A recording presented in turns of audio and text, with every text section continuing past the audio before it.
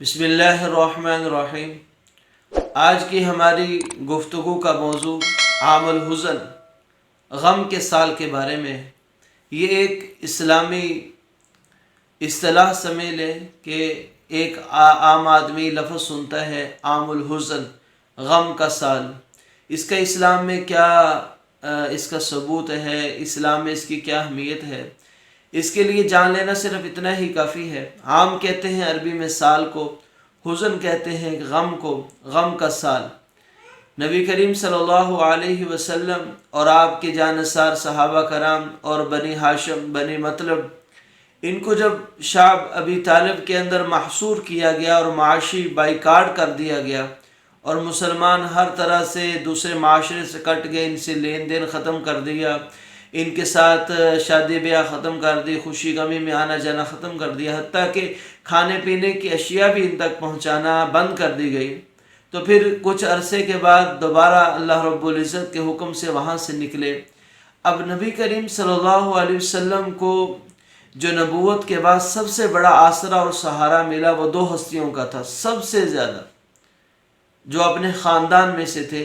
ایک آپ کے چاچا ابو طالب کا اور دوسری آپ کی رفیقہ حیات حضرت خدیجہ رضی اللہ تعالی عنہا کا۔ ان دونوں نے آپ صلی اللہ علیہ وسلم کی بڑی حمایت کی، بڑی آپ صلی اللہ علیہ وسلم کی مدد کے لیے، آپ کی نصرت کے لیے اپنے آپ کو قربان کیا، یعنی مال کے ساتھ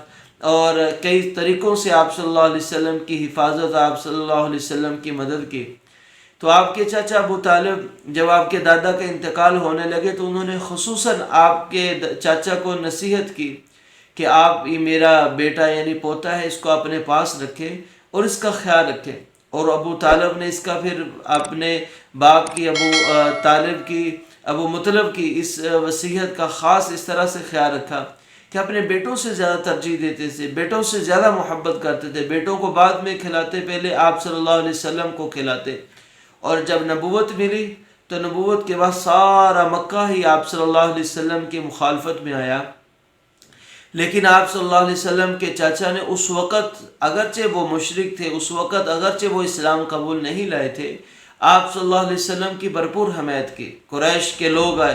کہ آپ نبی کریم صلی اللہ علیہ وسلم کو روک لیجئے، ورنہ یہ ہمارے بتوں کو برا بھلا کہہ رہے ہیں اور ہمارے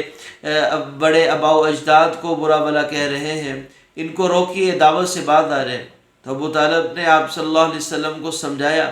تو صحیح، لیکن روکا نہیں۔ دوسری دفعہ پھر دھمکی دے کر گئے۔ پھر ابو طالب نے آپ صلی اللہ علیہ وسلم کو جب بات کی تو آپ صلی اللہ علیہ وسلم فرمایا کہ چاچا میرے دائیں ہاتھ پر سورج، بائیں ہاتھ پر چاند رکھ دیں، پھر بھی میں یہ دعوت والے کام کو، اللہ کے پیغام کو پھیلانا نہیں چھوڑوں گا۔ تیسری دفعہ پھر پیشکشیں ہوئیں کہ لڑکی چاہتے ہو لڑکی دے دیں گے، مال چاہتے ہو مال دے دیں گے، سرداری چودراہٹ چاہتے ہیں سردار بنا لیں گے، دعوت کو چھوڑ دو۔ اور آپ صلی اللہ علیہ وسلم ڈٹے رہے۔ اور آپ صلی اللہ علیہ وسلم کی جب سب مخالفت کر رہے تھے، آپ صلی اللہ علیہ وسلم کو نقصان پہنچانے کی کوشش میں تھے، تو آپ کے چاچا ابو طالب آپ کی بھرپور حفاظت کرتے تھے، آپ کی حمایت کرتے تھے۔ وہ مشہور اشعار ہیں جو آپ صلی اللہ علیہ وسلم حج کے ایام آنے سے پہلے جب کفار مکہ نے آپ صلی اللہ علیہ وسلم کی مخالفت میں مختلف قبائل میں مختلف باتوں کو پھیلانا شروع کر دیا، اور خدشہ تھا کہ جس کے اندر یہ لوگ نبی کریم صلی اللہ علیہ وسلم کی تکذیب کے ساتھ ساتھ جو بنی ہاشم بنی مطلب کے پاس حاجیوں کو پانی پلانا، ستو پلانا، کھلانے کی جو ذمہ داری تھی، جو سعادت تھی، وہ چھین نہ لے جائے۔ اس وقت ابو طالب نے کچھ اشعار کہے تھے جن اشعار کے اندر بھی نبی کریم صلی اللہ علیہ وسلم کی تائید اور حمیت آتی ہے۔ ایسے ہی جب آپ صلی اللہ علیہ وسلم کا نکاح ہوا ماں خدیجہ رضی اللہ تعالیٰ عنہ کے ساتھ، اس وقت بھی انہوں نے کچھ ایسے اشعار آپ کی تعریف میں کہے جس کے اندر بڑی ہی آپ کی عظمت ہے۔ تو قصہ مختصر، ابو طالب نے آپ صلی اللہ علیہ وسلم کی بڑی تصدیق اور اہمیت کی، لیکن افسوس ایمان کا تعلق تو اللہ رب العزت کے ساتھ ہے۔ انہوں نے بڑی محبت اور شفقت کی آپ صلی اللہ علیہ وسلم کے ساتھ، لیکن ایمان نہ لا سکے۔ صحیح بخاری شریف کے اندر بھی یہ روایت موجود ہے، اور اللہ رب العزت نے قرآن پاک میں جو آیت نازل کی اس کا شان نزول بھی یہی ہے، اِنَّكَ لَا تَهْدِي مَنْ أَحْبَبْتَ وَلَكِنَّ اللَّهَ يَهْدِي مَن يَشَاءُ، کہ آپ صلی اللہ علیہ وسلم بڑے حریص تھے کہ میرے چاچا نے اتنی قربانیاں دی میرے لیے، کاش یہ ایمان لے آئیں، لیکن دوسری طرف ابو جہل اور دوسرے سردار بیٹھ کر بار بار کہتے رہے کہ تم اپنے آباء و اجداد کے دین کو چھوڑ دو گے، اپنے آباء و اجداد کے دین کو چھوڑ دو گے۔ اسی کشمکش میں ان کی جان چلی گئی، یعنی ایمان نہ رہے۔ تو کسی نے پوچھا یا رسول اللہ صلی اللہ علیہ وسلم، آپ کے چاچا نے آپ کا اتنا خیال کیا تو اس کے بدلے میں انہیں کچھ ملے گا؟ کہا کہ ہاں، اللہ رب العزت اس کے عذاب میں تخفیف کریں گے، صرف جہنم کے جوتے پہنائے جائیں گے اور وہ سمجھیں گے کہ سب سے زیادہ جہنم کا عذاب مجھے ہو رہا ہے۔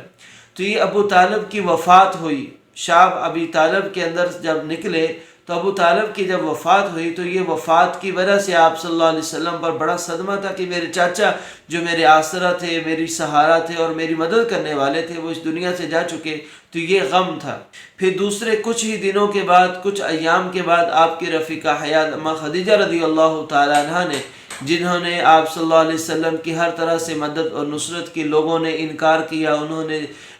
اقرار کیا، لوگوں نے آپ صلی اللہ علیہ وسلم کو جھٹلایا، انہوں نے تصدیق کی، لوگوں نے آپ کو محروم رکھا، اور اماں خدیجہ رضی اللہ تعالیٰ عنہ نے اپنے مال کو قربان کر دیا آپ صلی اللہ علیہ وسلم کی تصدیق اور تائید میں۔ تو اماں خدیجہ رضی اللہ تعالیٰ عنہ کا انتقال بھی کچھ دنوں کے بعد ہو گیا۔ تو یہ آپ صلی اللہ علیہ وسلم پر دوہرا صدمہ اور دوہرا غم تھا، جس کی وجہ سے آپ صلی اللہ علیہ وسلم نے اس سال کو عام الحزن کا سال دیا۔ تو یہ آپ صلی اللہ علیہ وسلم کے لیے بڑا غم تھا کہ آپ کے چاچا بھی چلے گئے، آپ کی بیوی بھی چلی گئی۔ تو آپ صلی اللہ علیہ وسلم نے اس سال کو عام الحزن کا سال دیا۔ اللہ تعالی ہمیں اپنے نبی کریم صلی اللہ علیہ وسلم کے نقش قدم پر چلنے کی توفیق عطا فرمائے۔ مع السلام۔